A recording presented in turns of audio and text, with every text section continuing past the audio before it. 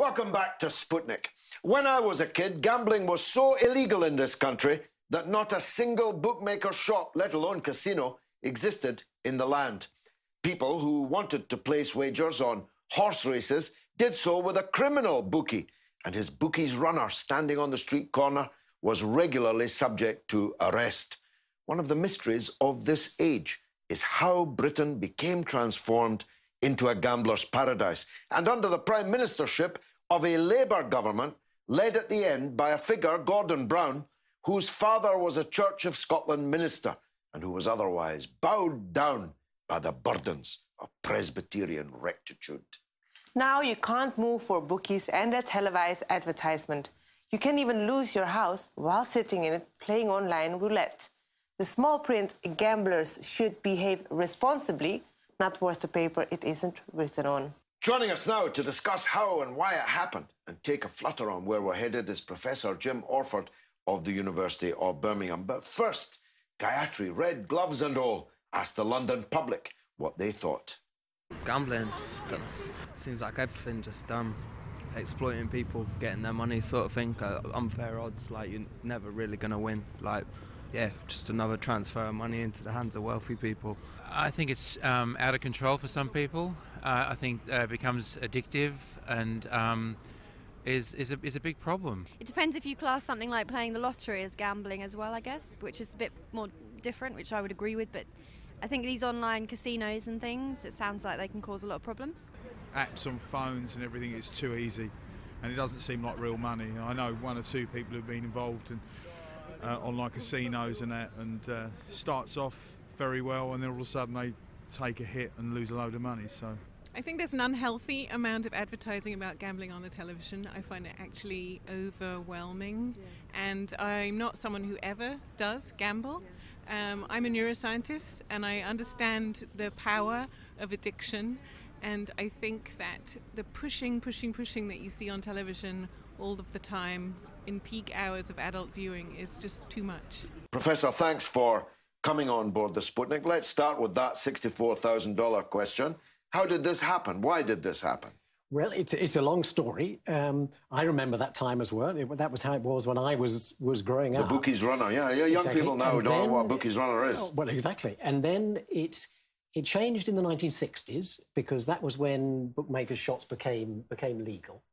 And there was a period between the 1960s and probably when the National Lottery started was actually much more significant than people realised, because it opened the floodgates of other sorts of gambling as well. But in that period between the 60s and the beginning of the 1990s was a period when gambling was tolerated and bookies were made legal, but it wasn't encouraged. That was the crucial thing. You weren't allowed to advertise it. You weren't allowed to advertise it, and there was a very significant thing called the demand test. So that if you in your area you already had a bookmaker's shop, and someone else wanted to start another one. So if Ladbrokes already had one and Paddy Power wanted to start another one, they had to demonstrate to the council that there was unmet need. Well, now, that all changed with the 2005 Gambling Act, and this was the one that New Labour brought in. And really, looking back, New Labour, I mean, there are now Labour MPs who were around at the time who apologised for this. I mean, they realised that they were very uncaring about what would happen to gambling and society and how this would put people at risk because of gambling problems. But basically what they said is gambling is now to be considered as an ordinary commodity. It's just like any other entertainment for which you pay. It's good business. It's good business for Britain. So one of the things they said was internet gambling, should we legalise internet gambling? Of course we should. And I think that's had extraordinary effects. I mean, the things that people realise have happened as a result is all the advertising.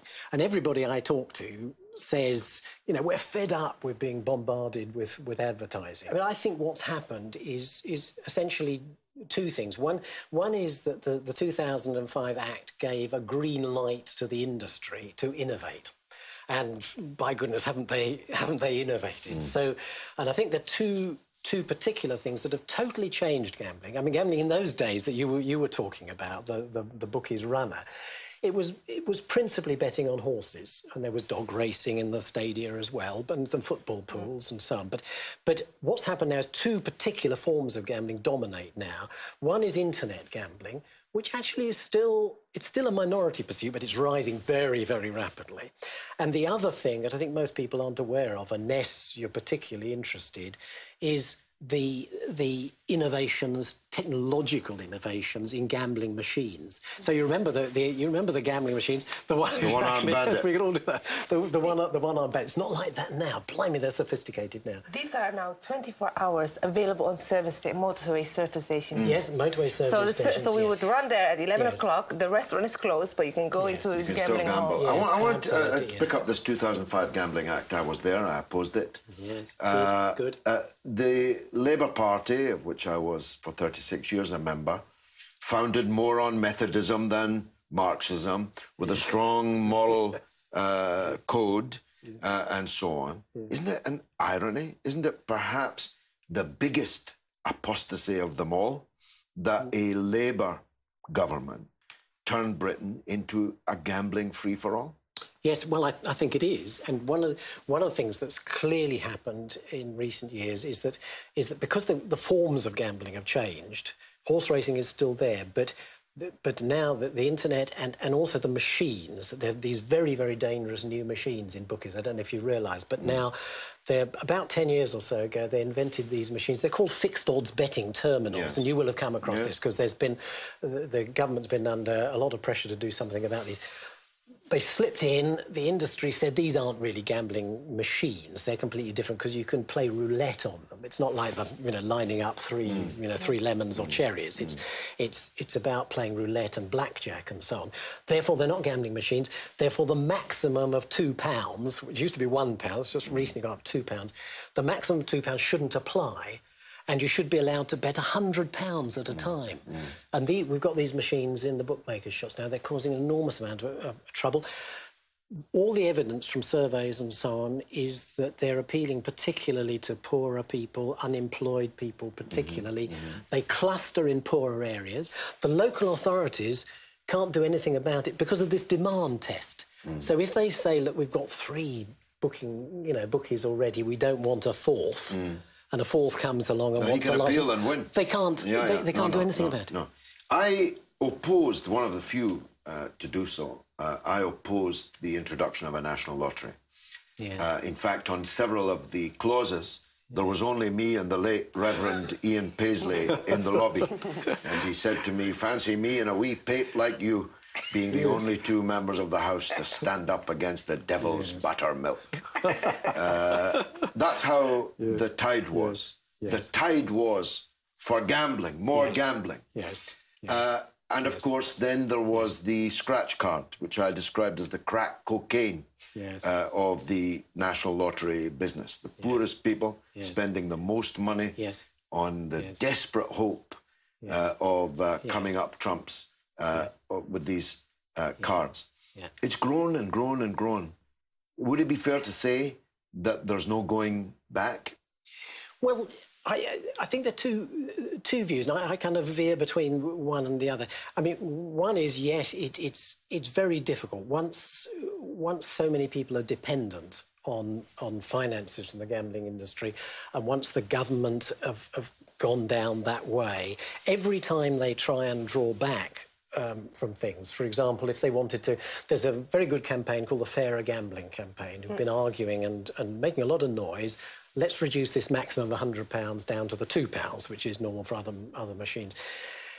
The government have said, yes, we should do something about it, but they've dragged their feet over it. They've said, oh, we've got a bit of research project here. Let's wait until we get the results.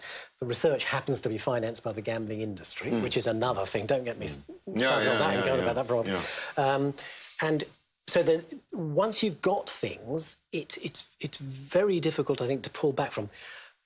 On the other hand, I sometimes veer towards the other point of view, and you've talked to the people in the street about this, and in the national surveys, a number of attitude questions were included, and it is surprising that actually most British people are much more inclined towards a policy which is like that period between the 60s and the 90s. Let's tolerate it. We don't want to ban it. We don't want to prohibit it altogether. But let's be very careful about it. Let's regulate it very carefully. Let's encourage it. Yeah, well, look, Professor, you cannot advertise cigarettes on television, in newspapers, on buses. You cannot now, soon, even buy a cigarette packet with a logo on it, plain paper wrapping.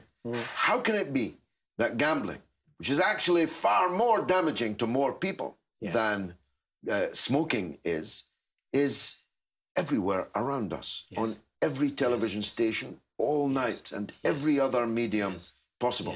Surely we can get a campaign up that seeks to restrict the amount of advertising of this devil's buttermilk. Yes, I agree. And the costs are very, very considerable. But we think the evidence, the epidemiological evidence, is that amongst adults, and that's not counting adolescents who are particularly vulnerable, but amongst adults, we think there's something between 250,000 people who actually have a gambling disorder in Britain, and that's very similar to the number of people who've got illicit drug-related problems, which is a big surprise. It's the tip of an iceberg. It's like measuring the alcohol problem by the number of people who go to AA meetings. Yes, there are millions more. Absolutely, and families. It's devastating for families and for communities and so on. But Professor, we need to leave it there. Alas. But it's a fascinating subject, and we'll see if we can find a way. I was going to say there are campaigns. Gambling Watch UK is my website. Gambling Watch UK? Gambling Watch UK, which I really set up in order to try and get people to debate these issues, because it's a bit under the radar for a lot of people. Stories. To share their stories. That's why we wanted you here on the Sputnik today. Yes. Gambling Watch UK. Yep. I'll look it up now, right after the show. And now it's your turn to tell us what you think through the portals of social media. What's rattling, Gayatri? So gambling, is it harmless entertainment or dangerously destructive? And as on the street, the responses online were the same. Steve Brindle says, capitalism has no moral boundaries. Corporations daily break civilized mores. And Akib Mahmoud says, fact always, remember what goes up must come down. The pumping is done, the dumping is to come. And Jack Beckett says, for those making millions, I'm sure call it harmless entertainment. But for those left picking up the pieces, it's dangerously destructive. Well, as Marx said, with capitalism, all that is sacred will be profaned. All that is solid will melt into air. And that's it for this week. Which, alas, means that's the end of the show. You can stay in touch with us on Twitter at RT_Sputnik and on Facebook on Sputnik on Russia Today. It's goodbye from me, Gayatri. And from me, George Galloway.